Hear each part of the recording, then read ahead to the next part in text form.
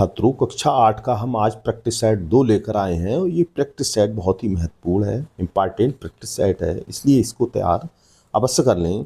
पहला प्रश्न में इसमें आता है, अमेरिका की खोज की थी। तो कोलंबस ने अमेरिका की खोज की थी। इसका अगला दूसरा प्रश्न आता है, भारत में सर्वप्रथम कौन सा यूरोपीय व्यापारी आया? तो भारत में सर्वप्रथम पुर्तगाली यूरोपीय व्यापारी आया। और अगला इसका प्रश्न आता है आपका, किस यंत्र के आविष्कार से लंबी यात्राएं आसान हो गई? तो कुतुबनुमा के आविष्कार से लंबी दूरी की यात्राएं आसान हो गई थी।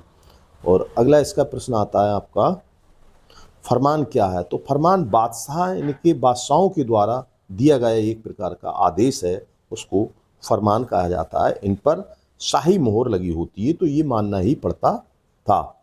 अगला प्रश्न आता है इसमें, प्लासी का युद्ध किसके बीच हुआ था? तो प्लासी का युद्ध लॉर्ड क्लाइव और नवाब सिराजुद्दौला के बीच प्लासी का युद्ध हुआ था। लॉर्ड क्लाइव और नवाब सिराजुद्दौला, ध्यान रखना इसे।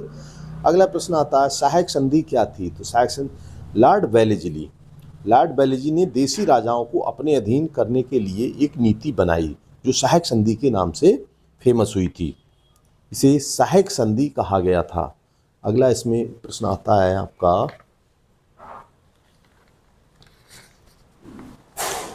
पंचशील। पंचशील क्या है? देखो, भारत जब आज़ाद हुआ था तो सबकी नज़रें भारत की ओर थीं और भारत के तत्कालिक प्रधानमंत्री थे पंडित जवाहरलाल नेहरू। तो पंडित जवाहरलाल नेहरू ने ये निर्णय लिया कि हम शांतिपूर्ण सौहार्द बनाए रखेंगे और किसी तरह की किसी के साथ कोई भेदभाव नहीं करेंगे। ऐसे ही चीन में 5 सूत्रीय 5 सिद्धांतों को रखा गया और जिसे पंचशील के नाम से जाना गया था। ये सिद्धांत ये थे, कोई देश किसी दूसरे देश की सीमा में हमला नहीं करेगा और किसी देश में आंतरिक अशांति नहीं फैलाएंगे, किसी के साथ कोई भेदभाव नहीं करेंगे। इस तरह से 5 सिद्धांत बनाए गए थे। तो उन 5 सिद्धांतों का पालन करना ये पंचशील कहलाता है। तो पंचशील शांतिपूर्ण सह अस्तित्व के 5 सिद्धांत मुख्य रूप से 29 अप्रैल 1954। अब एक नंबर में कभी कभी प्रश्न पूछा जाता है कि पंचशील सिद्धांत कब बना?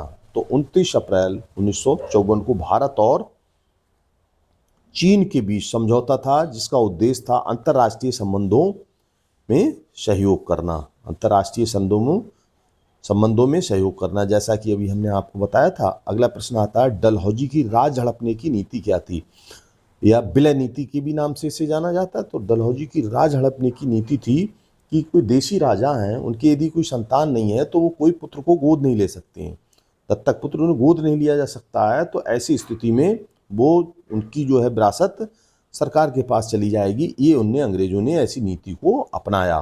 तो ये डलहौजी की राज हड़पने की नीति थी, उनका राज आसानी से हड़प लिया जाता था। देखो, जैसे लॉर्ड डलहौजी की राज हड़पने की नीति बनाई, इस नीति के अनुसार ये नियम बनाया गया कि भारत के निम्न राजाओं के कोई संतान नहीं है, वे अंग्रेजों की अनुमति के बिना किसी बच्चे को गोद नहीं ले सकते। इस जयपुर संबलपुर को अंग्रेजों ने अपने कब्जे में मिला लिया। तो इस तरह से ये घटनाएं चलती रहीं। अगला था, रेगुलेट एक्ट क्या था? तो रेगुलेटिंग एक्ट बनाया गया था 1773 ईस्वी में, रेगुलेटिंग एक्ट बनाया गया था। अगला है, विलय नीति का संबंध है। विलय नीति का संबंध, तो लॉर्ड डलहौजी से विलय नीति का संबंध है। मैंने आपको पहले भी बताया था, डलहौजी की विलय नीति यही थी कि जिस राजा के कोई संतान या पुत्र नहीं है तो उसकी राज विरासत को अपने के अधीन कर लेना। तो ये थी डलहौजी की राज हड़पने की नीति। अगला था प्रश्न, भारतीय सेनाओं का सर्वोच्च कमांडर कौन होता है? तो भारतीय सेनाओं का जो सर्वोच्च कमांडर होता है वो राष्ट्रपति, वर्तमान राष्ट्रपति होता है। अब बात आ जाए, क्वेश्चन को इस तरह से घुमा देंगे कि वर्तमान समय में भारत का सर्वोच्च कमांडर कौन है या तीनों सेनाओं का अध्यक्ष कौन है? तो तीनों सेनाओं का अध्यक्ष वर्तमान में अगर पूछा जाएगा तो आप राष्ट्रपति का नाम लिख देंगे और ब्रैकेट में लिख देंगे राष्ट्रपति द्रौपदी मुर्मू। तो इस तरह से ये क्वेश्चन हो जाता है।